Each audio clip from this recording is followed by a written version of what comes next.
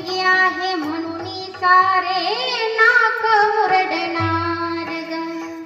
माझ्या चिमुकल्या कानाला तुझी कुजबुज ऐकू येई.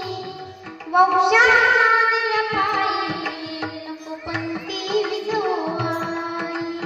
आई, त्या दिव्यासाठी तू पंती का विजवते? अगं, पंती 2 घरी उजेड देते.